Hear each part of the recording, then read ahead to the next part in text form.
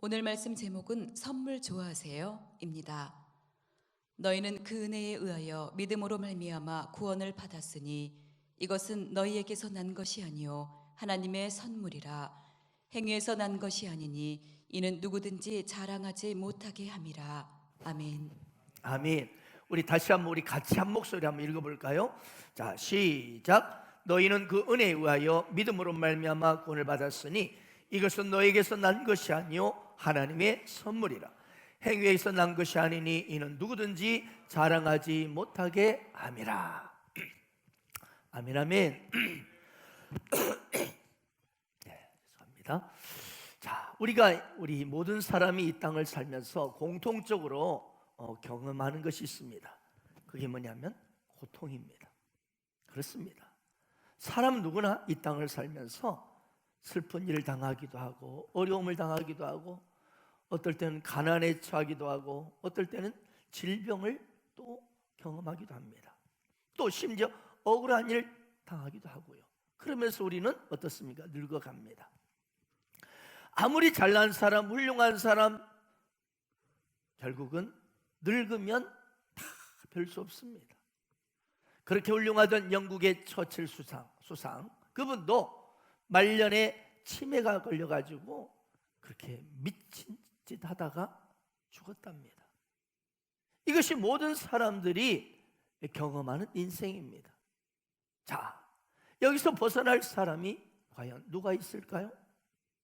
자, 이런 모습, 고통과 힘듦과 가난과 질병과 여러 가지 어려움 속에 인생을 보내는데, 자, 이러한 모습, 이러한 상태를 성경은 뭐라고 말하냐면 이게 죄라고 말합니다. 죄다.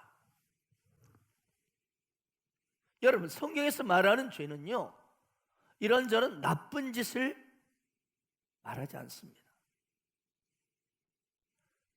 뭐냐? 죄가 뭐냐? 성경에서. 즉 하나님, 그분과의 이 단절된 상태, 우리 인간이 이 단절된 이 상태가, 이 모습이 죄라는 거예요. 즉 하나님과 분리된 그 상태. 마치 아이들이 부모 없이 혼자 살아가는 그런 모습. 자, 고아로서 살아갈 때 얼마나 어려운 게 많습니까? 바로 이것이 우리 인간의 모습이란, 이게 뭐냐? 그런 모습이 죄. 즉 하나님과 단절돼 버리고 하나님 없이 단독자로 살아가는 그 모습, 그 상태를 성경은 죄라고 말합니다. 마치 꽃이 뿌리와 단절된 것과 같습니다. 그래요. 결국 꽃은 화려하고 아름답지만 뿌리와 단절되면 어떻습니까? 점점 말라 비틀어지고 팍 물을 먹지 못하니까 우리 눈으로는 보이지 않지만 그 꽃이 얼마나 힘들어합니까? 그런 모습과 같습니다. 빛이 없으면 어떻습니까? 어둠이 다 이렇게 장악하는 것 같아요. 그 모습은 우리가 살았다 하고 막 웃고 떠들고 먹고 마시고 즐거워하지만, 그러나 인간의 근본 뿌리, 즉 영혼이 병들어 있는 상태, 이 영혼이 병들어 있는 상태, 이것이 죄입니다. 여러분, 하나님을 떠났으니 이 인생이 무슨 힘이 있어서 본질적으로 부패한데 이 죄 가운데 있는 영혼이 무슨 선한 일을 얼마나 할 수 있겠습니까? 생각해 보세요. 그러니까 우리 인생은 죄 가운데 있기 때문에 저절로 죄를 짓게 되는 거예요. 노력하지 않아도 죄를 짓게 돼 있어요. 저절로 나쁜 짓하고 하나님과 원수된 그런 일들을 할 수밖에 없는 게 바로 이 죄의 상태에 빠진 인간의 모습이라는 거죠. 왜 그래요? 근본 뿌리가 바로 이 죄인이기 때문에. 여러분, 미국의 아이젠하워 대통령의 주치의인 모리스 롤링스 박사가 있습니다. 이분이 죽음의 문을 넘어, 즉 이 사후의 세계라는 책을 썼습니다.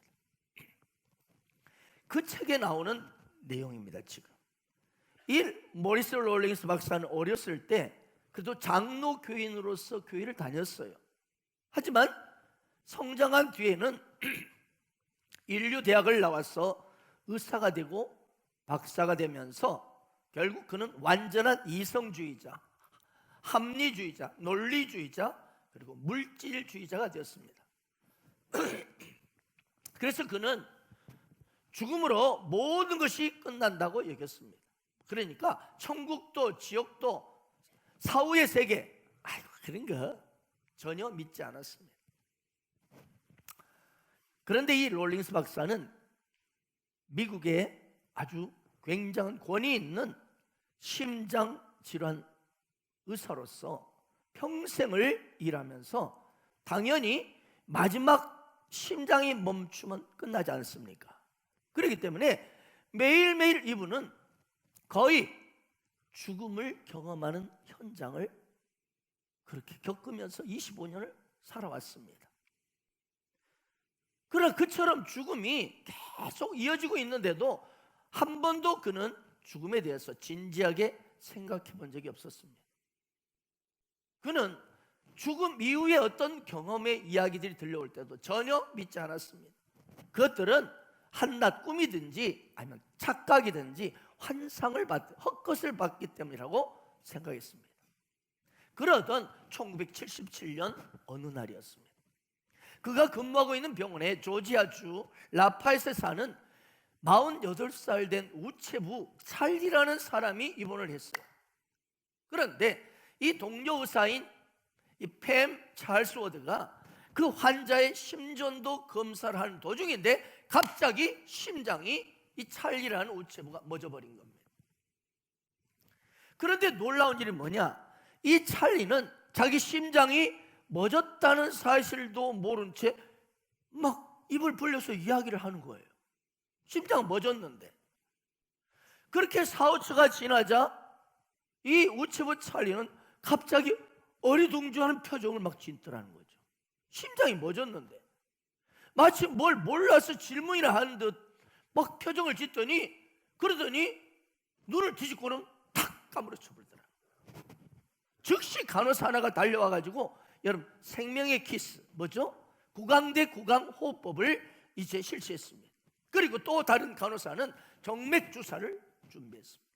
그리고 로리스 이 박사는 그의 심장을 다시 정상으로 뛰게 하기 위해서 심장 박동 충격기, 심장 박동 조율기를 사용했습니다.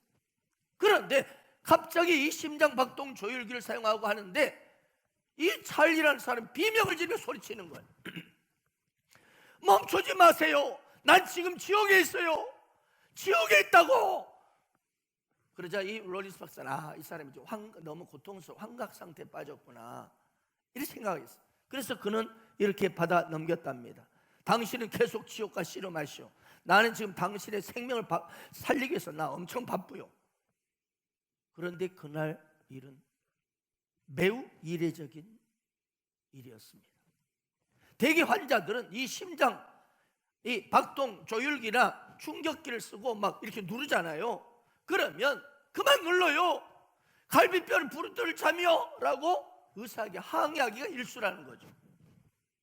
왜? 이 심장 박동 충격기나 압박 이 마사지는 심지어 진짜 환자의 갈비뼈까지 부러뜨리기도 하기 때문에 막 누르다 보니까 극심한 고통을 주기 때문에. 그러나 어쩐 일인지 이 찰리라는 사람 필사적으로 막 해달라고 돌아오고 싶어하는 거예요. 이상하게 생각한 이 롤린스 박사가 그의 가슴을 두르면서 당신은 어째서 내가 이 심장 박동 조율기를 사용하는 멈추는 것을 원하지 않소? 라고 물었어. 그러자 그가 나는 지금 지옥에 있어요. 그러고 소리치는 거예요. 지옥으로 가게 될까 봐 무서워하시는군요 라는 말에 아니요 나는 지금 진짜 지옥에 있어요. 당신의 소생법을 멈출 때마다 나는 다시 지옥으로 간단 말이요. 제발 나를 지옥에 다시 보내지 말아주세요. 울부짖. 그동안 이 모리스 롤링스 박사는 지금까지 죽음으로 다가가는 수많은 환자들을 접했잖아요. 그리고 그들이 마지막 순간에 별말을 막 다 하잖아요. 욕을 퍼붓던지 뭐 다양한 말을 하잖아요. 그걸 무시했어요. 그러나 이 환자를 볼 때 매우 달랐어요. 심각했어요. 무엇보다도 이 환자 찰리의 이 얼굴을 보고 깜짝 놀라고. 왜? 지난 25년 동안 자기가 마지막 순간을 이 심장 박동을 치료하면서 그토록 그 얼굴이 무서워하는 모습, 막 이 공포에 질려있는 모습을, 그렇게까지 질려있는 모습을 본 적이 없기 때문에 롤링스 박사는 서둘러 이 환자를 살리는 노력을 했습니다. 계속했습니다. 그때 갑자기 환자가 그러는 거예요. 내가 어떻게 하면 이 지옥에서 나갈 수 있어? 공포에 질려 소리를 지르는 거예요. 롤링스 박사는 과거 어렸을 때 교회를 다녔기 때문에 알잖아요. 기도를 해보세요. 기도를 해보는 게 어떻겠소? 라고 말해줬어요. 그랬더니 자신을 위해서 기도해달라 하는 거예요. 이 당황한 롤링스 박사는 나는 목사 아니요 라고 대답했어요. 그러다가 간호사들이 다 자기를 쳐다보는 거예요. 당신도 교회 다닌 적이 있지 않냐? 그래서 마지못해 기도문을 선창했어요. 따라서 하시오. 하나님 아들 예수여, 저를 지옥에서 구해 주십시오. 만약 제가 다시 산다면 당신을 위해서 살겠습니다. 이 기도를 환자가요 아주 필사적으로 따라하는 거예요. 그러자 기적이 일어났습니다. 그는 진정되었고 곧 정상이 되었습니다. 그리고 다음 날 그 환자의 방에 갔을 때 그 환자는 성경을 구입해서 읽고 있었어요. 이것은 실화이며 이 모리스 롤링스 박사의 엄청난 충격을 줍니다. 이 사건이. 그래서 그는 죽음에 대해서 의사로서가 아니라 한 인간으로서 깊은 관심을 갖게 됩니다. 이것이 계기가 돼서 이 롤링스 박사는 죽음에 대해서 본격적으로 연구를 시작합니다. 그는 다음 두 가지 방법으로 죽음에 관해 연구했습니다. 첫째, 병원에서 임상학적으로 죽었다가 다시 살아난 사람들, 의식이 돌아온 사람들을 찾아가서 그들의 경험담을 듣고 이들을 서로 비교 연구했습니다. 그 결과 이 롤링스 박사는 다시 살아난 사람들의 경험들이 서로 매우 유사하고 일정한 공통점을 가지고 있다는 것을 발견합니다. 그게 뭐냐? 모두가 한결같이 공통적으로 죽음 후의 세계가 분명히 있었다고 증언하는 거예요. 또한 그들 모두는 자신들이 경험이 꿈이 아닌 현실로 확신하고 있었어요. 그래서 롤링스 박사는 그들의 경험이 단지 어떤 환상이나 꿈이 아니라 실제라는 결론을 내릴 수밖에 없었습니다. 두 번째로 롤링스 박사는 세계 여러 종교의 경전들을 구해서 읽고 서로 비교해보기 시작했어요. 그래서 그는 유대교의 율법과 탈무드, 그리고 회교도의 경전이 고란, 옛 인도의 성전 베다, 힌두교의 브라만, 조라스트교의 경전, 공자의 어록, 자이나교의 아가마, 불교의 불경, 일본의 신도 고지키, 노자가 제창한 노자의 도교, 논어를 포함한 많은 종교의 신성한 이 책들을 모아 구해서 그것들을 열심히 보고 비교하고 분석했습니다. 그 결과 그는 한 책이 죽었다 살아난 환자들의 죽음 후의 경험을 가장 잘 묘사하고 있다는 것을 발견하게 됩니다. 그 책이 바로 뭐였어요? 기독교의 성경책이었습니다. 여호와 하나님이 땅에 흙으로 사람을 지으시고 생기를 그 코에 불어넣으시니 사람이 생명이 되니라. 누가복음에 보니까 이에 그 거지가 죽어 천사들에게 받들려 아브라함의 품에 들어가고 부자도 죽어 장사되매 그가 음부에서 고통 중에 눈을 들어 멀리 아브라함과 그의 품에 있는 나사를 보고 불러 이르되 아버지 아브라함이여, 나를 긍휼히 여기사 나사를 보내어 그 손가락 끝에 물을 찍어 내 혀를 서늘하게 하소서. 내가 이 불꽃 가운데서 괴로워하나이다. 또 요한복음 17장 3절을 보니까 영생 곧 유일하신 참 하나님과 그가 보내신 자 예수 그리스도를 아는 것입니다. 계시록 말씀 보니까 그도 하나님의 진노의 포도주를 마시리니 그 진노의 잔에 섞인 것이 없이 부은 포도주라. 거룩한 천사들 앞과 어린 양 앞에서 불과 유황으로 고난을 받으리니 그 고난의 연기가 세세토록 올라가려다. 짐승과 그의 우상에 경배하고 그의 이름표를 받은 자는 누구든지 밤낮 쉼을 얻지 못하더라 하더라. 성도들의 인내가 여기 있으니 그들은 하나님의 계명과 예수에 대한 믿음을 지키는 자니라. 결국 하나님이 없다고 큰 소리쳤던 이 로렌스 박사는 이 연구가 끝난 후에 독실한 기독교인이 되었습니다. 그런데 여러분, 이 책에서 분명히 보여주는 중요한 사실이 있어요. 뭐냐? 이 구원. 여러분, 이 구원이라는 것은 영원한 생명을 얻는 걸 말합니다. 한마디로 구원이란 천국의 인생이 되는 겁니다. 이게 구원인데, 이 구원을 이 책을 통해서 분명히 보여주는 사실이 뭐냐? 이 구원은 생각보다 쉽다는 거예요.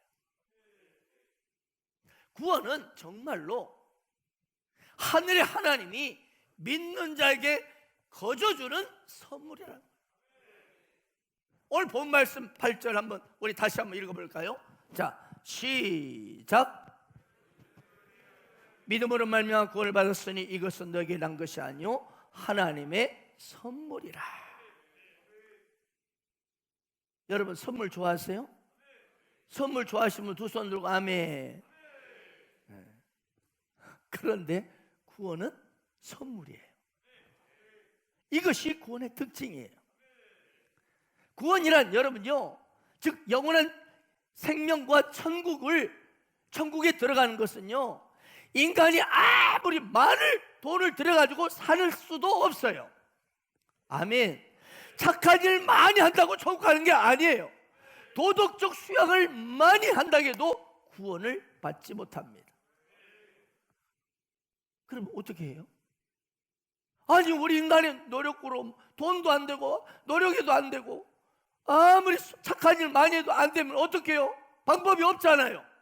그래서 하나님은 그냥 우리에게 구원을 선물로 주시기로 한 거예요. 그래요. 그래서 누구든지 요청하면 나 구원받기를 원합니다 하면 그냥 받을 수 있는 게 하나님의 선물인 구원이에요. 잘난 사람 못난 사람 상관이 없어요. 하나님은 이를 위해서 사람이 되셨습니다. 하나님이, 그분이 사람이 되셔서 이 땅에 동정녀 마리아를 통해서 오셨어요. 그분이 바로 예수 그리스도입니다. 그리고 그분은, 예수님은 우리 인간이 죄로 말미암아 지옥에 떨어지는 고통 속에 사는 그 인생을 지옥을 벗어나도록 대가를 다 지불하셔서 할렐루야, 우리를 구원해 주셨습니다. 왜 그렇게 했어요? 왜 그랬죠? 우리를 사랑하시기 때문입니다. 우리 인간의 모든 고통의 원인이 뭐라고 그랬죠? 죄라고 그랬죠? 죄 없는 사람은 고통도 없습니다. 그런데 사람이 되신 예수님이 그 고통을 당하신 이유는 어찌입니까? 바로 우리의 죄를 대신한 것이라고 성경은 말씀하고 있어요. 그가 찔림은 우리의 허물 때문이요 그가 상함은 우리의 죄악 때문이라. 찔리고 상하고 채찍으로 징계받고 그가 징계를 받은 우리는 평화를 누리고 그가 채찍에 맞음으로 우리는 나음을 받았도다. 받을 것이다가 아니에요. 미래가 아니에요. 예수를 믿는 순간 할렐루야, 나음을 받습니다. 아멘. 그렇습니다. 예수님이 당하신 이 엄청난 십자가의 고통은요, 우리의 죄를 대신하는 속죄의 과정이었습니다. 그리고 마지막 순간에 그분이 뭐라 하셨죠? 다 이루었다. 예수의 신포도주를 받으신 후 이르시되 다 이루었다 하시고 머리를 숙이니 영원히 떠나가시더라. 사랑하는 여러분, 예수님께서는 십자가에서 당신이 다 이루시고 우리에게 구원을 선물로 거저 받으라고 하십니다. 네가 나를 구주로 영접하면 너는 구원 받는다는 거죠. 주위 사람이 무슨 말 하든 신경 쓰지 말라는 거예요. 중요한 것은 너지 않냐? 네가 새 생명을 얻는 게 중요하지 않느냐? 네가 구원을 받아야 되지 않느냐? 체면 때문에 뭐 다른 사람 말 때문에 휘둘리지 말라는 거예요. 오늘이라도 네 생명이 끝나면 너는 지옥이 아닌 천국에서 눈을 뜰 자신이 있느냐? 여러분 있습니까? 오늘이라도 여러분, 우리 인생을 언제 죽을지 모르잖아요. 목사님, 저는 이제 25이라고요. 그러니 최소한 50년 넘어야 저는 죽을 거예요. 누가 그렇게 장담할 수 있습니까? 그렇습니다. 우리가 언제 죽을지 모르는 인생. 지금 당신의 생명이 끝난다면 당신은 지옥이 아닌 천국에서 눈을 뜰 자신이 있습니까? 19세기 미국의 유명한 부흥사 찰스 피니 목사님 계십니다. 어느 밤 이렇게 저녁 설교를 마치고 밖으로 나가려는데 교회 문 앞에 키가 무려 2m 가까이 되는 인상 험악한 자이언트가 딱 기다리고 있었습니다. 이 피니 목사를 노려보고 있었던 거예요. 교인들은 그가 누군지 다 알았습니다. 그 도시에서 가장 악명 높은 조폭 두목이었습니다. 깡패였습니다. 그는 막무가내로 목사와 당신과 단둘이 밖에 나가서 이야기 좀 합시다. 이 경험은 피니에게 너무나 무서운 것이었습니다. 피니는 그를 따라 어두운 골목길을 갔습니다. 그리고 가더니 한참 가더니 어느 거대한 빌딩 뒷문으로 탁 들어가더니 그 거인 문을 탁 잠궈 놓은 거예요. 그리고 피니 목사님 물었습니다. 당신이 말하기를 예수를 영접하면 모든 죄가 다 용서받는다고 했는데 그 말이 맞소? 피니가 맞습니다 하고 고개를 끄덕이자 그는 말했어. 이 건물이 바로 술집이요. 나는 이런 술집 여러 개 가지고 있어. 이 일을 나는 수십 년 해왔어. 저녁 때마다 되면 어떤 일이 일어나는지 아시오? 여자들이 애새끼들을 막 데리고 나타나요. 보면은 그들은 못 먹어서 형편없는 꼴들이요. 그런데 그 여자들이 말합니다. 아저씨 제발 애들 아빠 좀 술 좀 팔지 말아주세요. 이 애들 꼴 좀 보세요. 그러면 저는 얌사를 쳐버리고 쫓아내요. 사람들이 이곳에서 술 먹고 도박하고 성격이 파탄납니다. 그런 짓을 20년을 해왔어. 그런데 나 같은 사람도 구원을 받을 수 있어? 피니가 말했습니다. 당신의 죄를 위해 그가 죽으셨어. 그러면 더 하나 물어봅시다. 난 내 성질을 주체 못해요. 아무개나 마구 성질 부리고 신경이 주먹을 휘두릅니다. 우리 아내와 딸이 내게 맞아서 지금 얼굴이 엉망이요. 나는 왜 그런지 모르겠어. 나도 몰라요. 그렇게 되는데 어떡해요? 그런데 당신 말대로 예수를 영접하면 새 사람 됩니까? 예수를 영접하면 변화됩니까? 그때 피니 목사는 눈물 흘리며 말했습니다. 그렇습니다. 예수를 영접하면 그분이 당신에게 생명과 능력을 주십니다. 그분을 영접하세요. 그 거인이 무릎을 꿇었습니다. 그리고 말했습니다. 예수요, 나도 내가 싫습니다. 나도 좀 사람답게 살고 싶습니다. 내 안에 들어와 주세요. 내 죄를 다 가져가시고 나도 당신처럼 살게 해주세요. 이 모습을 보면서 피니 목사는 조용히 그 자리를 빠져나왔습니다. 그리고 한참 뒤에 그 거인은 일어났습니다. 그리고 술창고로 갔습니다. 거기는 모든 술의 뚜껑을 엎고 하수구에 내용물을 쏟아서 부어버렸어요. 그리고 옆에 있는 슬럼버 신장으로 갑니다. 도끼로 모든 도박 기구들을 다 부숴버립니다. 도박장은 더 이상 재기불능이 됐습니다. 새벽이 되자 그는 미친 사람처럼 되어 막 집으로 들어가더니 거실에 쓰러졌어요. 그때 막 아이가 오고 딸이 달려오고 아내가 달려옵니다. 1시간 뒤에 그는 눈을 떴습니다. 그는 일어나서 아내와 딸에게 용서를 구했습니다. 이제 그는 새 사람이 되었습니다. 새 사람으로 변했습니다. 새 남편, 새 아빠가 된 거예요. 그는 이렇게 구원받았습니다. 그리고 그는 이제 점잖은 사업으로 모든 걸 바꾸었습니다. 그 후에 그는 시카고 제1교회 장로가 되었습니다. 그는 사람들 앞에 고백합니다. 예수 그리스도가 내 인생에서 가장 값진 선물이었습니다. 그분이 내 안에 들어오셔서 내 삶에 능력이 공급되었습니다. 나는 그때부터 달라졌습니다. 그 힘으로 나는 기쁘게 살게 되었습니다. 물론 이때부터 천국은 확실히 내 것이 되었지요. 사랑하는 여러분, 예수 그리스도를 영접한 사람은요, 하나님께서, 여러분, 예수를 영접한 그 사람은 하나님께서 새 생명을 주십니다. 그런데 여러분, 새 생명이라 하니까 이걸 잘 몰라요. 여러분, 이 예수님이 주신 새 생명은요, 그 가치와 효력이 얼마나 대단한지를 여러분 알아야 합니다. 제대로 알아야 됩니다. 아직도 교회를 다니고 예수를 믿는다 하면서도 이걸 모르고 비참하게 살아가는 거예요.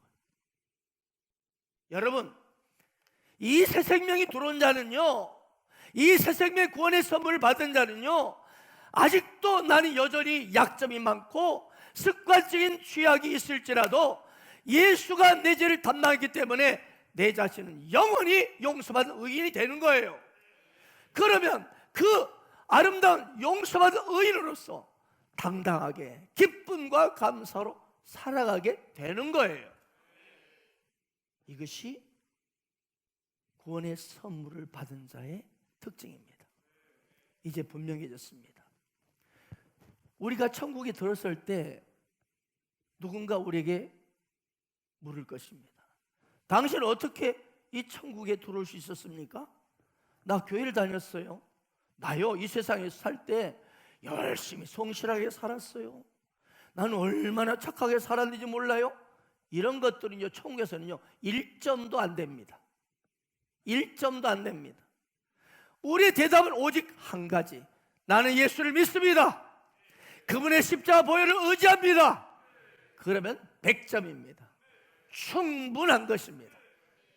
여러분, 우리의 선행으로 구원받는 것 아니에요.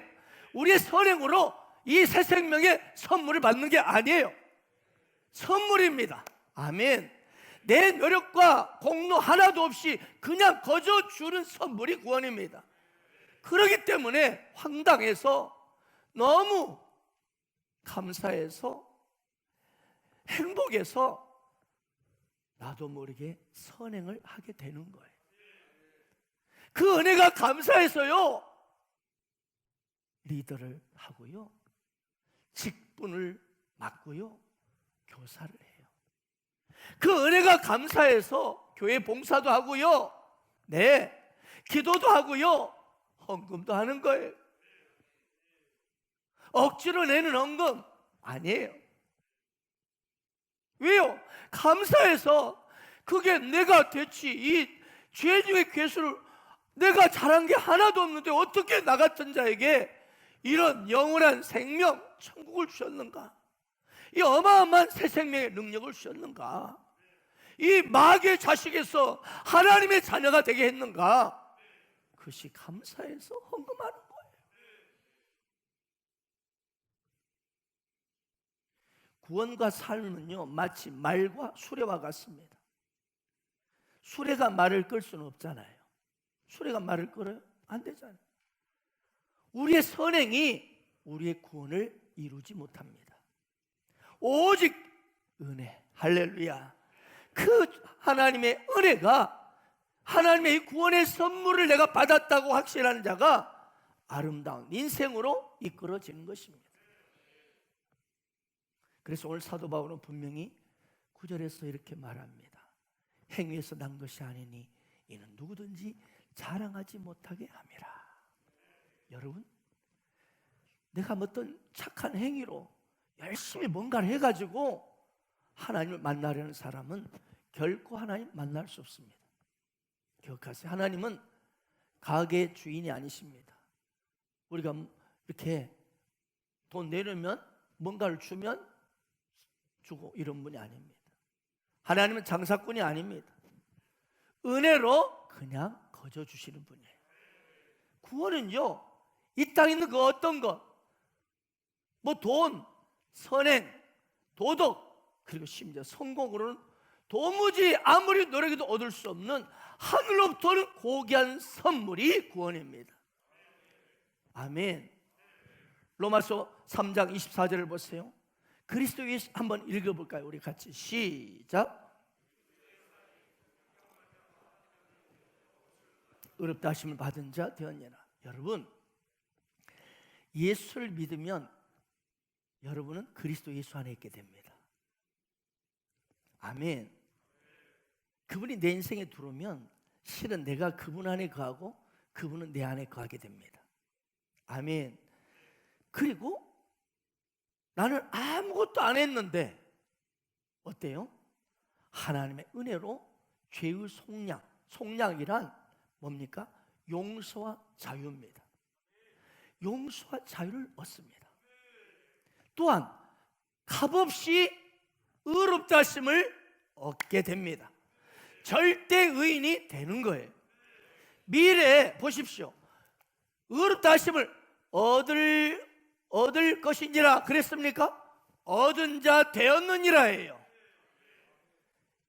미래 네가 의롭게 될 거다 아니고 지금 이미 의롭게 되는 거예요. 예수를 믿는 그 순간에 외모 학벌 상관없어요. 남녀노소 빈부 귀천 상관없어요. 그가 정과 3법이냐 10법이냐 20법이냐 상관없어요. 당신이 예수를 믿는다면 누가 뭐래도 의인입니다. 그래서 이것이 하나님의 선물인 것입니다. 이 하나님의 은혜가 어디 있습니까? 이미 지금 당신 안에, 당신이 은혜 안에 머물고 있어요. 그렇습니다.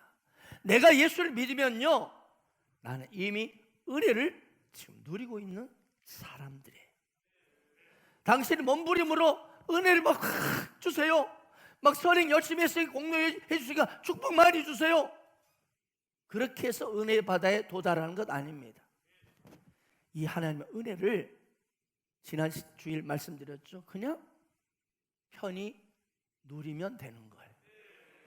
브라질에 아마존 강이 있죠. 아마존 강이 어마어마한 강이죠.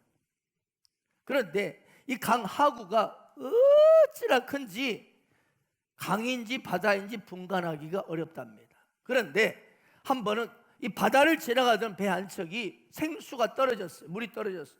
그래서 아마존강 유역으로 와가지고 식수를 구하려고 했어요. 한참 그런데 아마존강이 뭐 넓으니까 막 이제 막 바다로 이렇게 해서 들어가는데 막 헤맸어요. 작은 그래서 배 한 척이 지나가길래 물었어요. 우리가 얼마나 더 올라가면 아마존강에 도달할 수 있습니까? 그러자 이 선장이 빙그레 웃으면서 당신이 이미 아마존강에 머물러 있어요. 그냥 퍼 먹으시오. 바가지로 퍼 먹으면 됩니다. 오늘날 많은 크리스천들이 이 내가 은혜를 모르고 은혜 가운데 있으면서도 은혜를 모르기 때문에 오늘 또 낙심하고 석삼 두려워하고 막 이 코로나 바이러스 발발하고 돈에 질병에 미래 두려워 떨고 있는 것입니다. 내가 예수를 믿음으로 내가 구원받음으로 하나님의 자녀가 되었다는 것이 얼마나 큰 축복인지. 아멘. 예수 이름의 권세를 가지고 있는 것이 얼마나 대단한 것인지, 예수를 믿음으로 내 안에 성령의 능력이 얼마나 위대한 것인지, 주의 보혈의 은총을 입고 살아가는 내가 어떤 존재인지 얼마나 값비싼 존재가 되었는지 알지 못하기 때문에 너무나 오늘 시대를 사는 크리스천들이 삶의 문제로 절망하고 터덕터덕 힘들게 지쳐 살아가고 있어요. 사랑하는 여러분, 내가 몸부림치고 노력해서 얻는 것이 은혜가 아닙니다. 이미 나는 하나님의 은혜의 강에 있어요. 이제 여러분 또 먹기만 하면 되는 거예요. 바가지도 있고 이미 은혜 강에 있는데 또 먹질 않고 나 먹을 게 없어요, 마실 게 없어요 이러고 있는 것 같아요. 그 은혜를 예수 믿는 당신은 누리면 되는 거예요. 이것이 구원이란 선물이에요. 그러면 어떤지 아세요? 그때부터 당신의 삶에 실제적인 변화가 나타납니다. 하나님의 은혜가 내 심령에 누려지기 시작하면 내 못된 성격, 두려움 떠나가고요, 시기, 질투, 미움, 분노가 떠나갑니다. 하나님의 은혜가요 내 심령에 누려지기 시작하면요 변하지 않으려고 내가 변해집니다. 여러분 왜 안 변하는지 아십니까? 예수를 믿어도 5년 10년이 가도 똑같은지 아십니까? 은혜를 누리지 못하기 때문에. 그리고 내 노력과 열심으로 행복을 찾아보려고 하니까 이미 행복자이신 예수가 내 안에 있는데 그 은혜 안에 내가 있음에도 자꾸 다른 데서 행복을 찾고 은혜를 찾으러 가니까 여러분들 괴로움과 짜증으로 불평으로 비판으로 가득한 분 계십니까? 그분이 은혜를 누리기 시작하면 얼굴에 미소가 있고 웃음이 많아져요. 사람이 째째하지 않아요. 넉넉해져요. 막 오그려질려 하지 않냐고 나누는 사람이 돼요. 왜요? 은혜의 강이 내게 흐르고 있기 때문에, 내 심령에 생수의 강이 흐르고 있기 때문에. 참 좋은 사람, 아름다운 사람으로 그 사람이 말이 바뀌고 행동이 바뀌는 거예요. 술 주정뱅이 포르노 중독자가 변합니다. 가정을 돌보지 않던 남편이 좋은 남편이 됩니다. 그렇게 쏙썩이던 아이가 하나님 은혜를 누리기 시작하면 바뀌고 효도합니다. 그러면서 그 주변에 있는 사람들이 그 사람 때문에 감동을 받습니다. 그 이유를 묻습니다. 그때 내가 누리는 은혜를 다른 사람에 나누기만 하면 더욱더 풍성해지는 거예요. 이 은혜를 누리는 사람은 함께하면 그 사람이 압니다. 그리고 그도 함께 미소가 번져가고 웃음이 흘러가는 거예요. 이것이 구원받은 자의, 구원의 선물을 받은 자의 모습입니다. 이것이 구원을 선물을 받은 자의 축복입니다. 여러분에게 묻겠습니다. 예수를 믿습니까? 예수를 믿습니까? 여러분 중에 그래도 지옥이 너무나 궁금하죠. 한번 보고 싶죠. 지옥에 한번 가보고 싶은 분 계십니까? 그런데 이거 아세요? 예수 믿는 당신은 지옥에 가고 싶어도 갈 수가 없어요. 정말 죄송합니다. 참으로 안 되셨습니다. 이것이 은혜입니다. 이것이 하나님 신 구원의 선물을 받은 자의 상상할 수 없는 축복입니다.